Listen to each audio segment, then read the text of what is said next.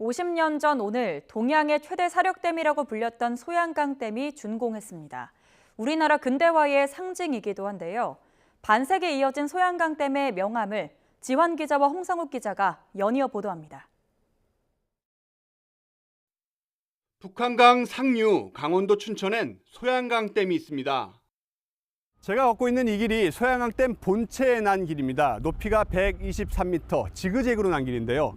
소양강댐은 사력댐이죠. 이 내부는 모래와 자갈로 이루어져 있습니다.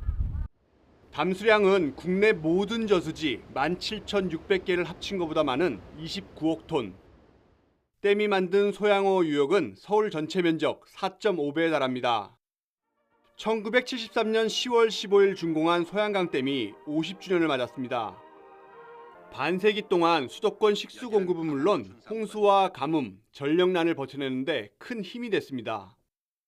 반복되던 홍수 피해에 대한 저감뿐만 아니라 안정적인 용수 공급, 친환경, 청정 에너지 생산에 큰 역할을 해오면서 한강의 기적이라고 하는 저희 대한민국의 역사적인 한 획을 그은.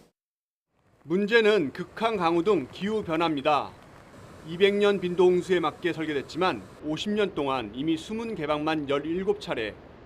기존 5개 수문으로는 부족해 10여 년 전 엽산을 뚫어 수문 2개를 더 달았습니다. 댐 건설 과정에서 수많은 마을이 수몰됐고 주민 이주도 있었습니다.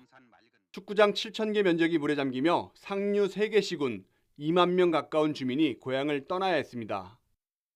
북에서 내려오신 분들은 통일이 되면 고향 땅을 밟을 수 있다는 희망이라도 있지만 이분들은 바로 옆에 고향이 있는데도 가볼 수가 없다고 한탄을 많이 하십니다.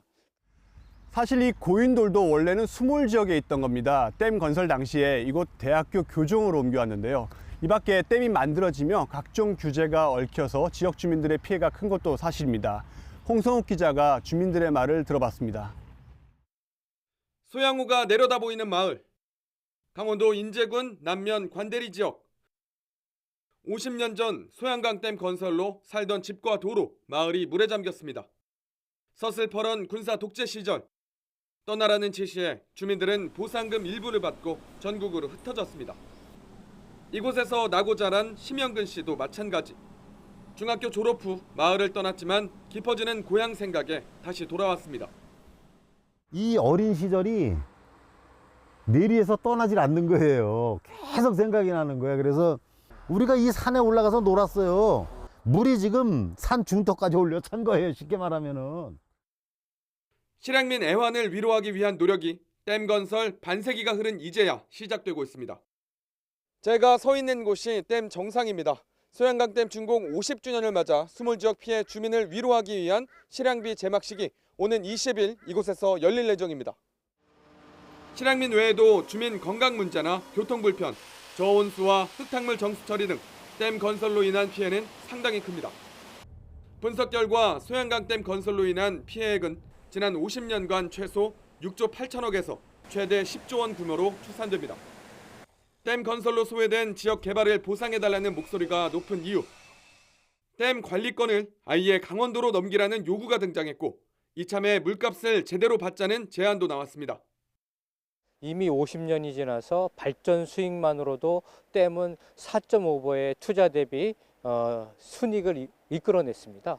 이제는 초과 수익에 대해서 그런 실향민들과 그다음에 주변 지역 주민들에게 환원해가지고 댐 하류 지역 개발도 진행 중입니다.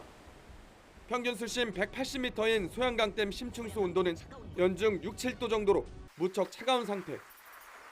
강원도는 전기 생산과 물 공급을 위해 매일 방류하는 심층수 일부를 데이터 센터 단지에 직접 연결하고 관련 기업 유치에 나선다는 계획입니다.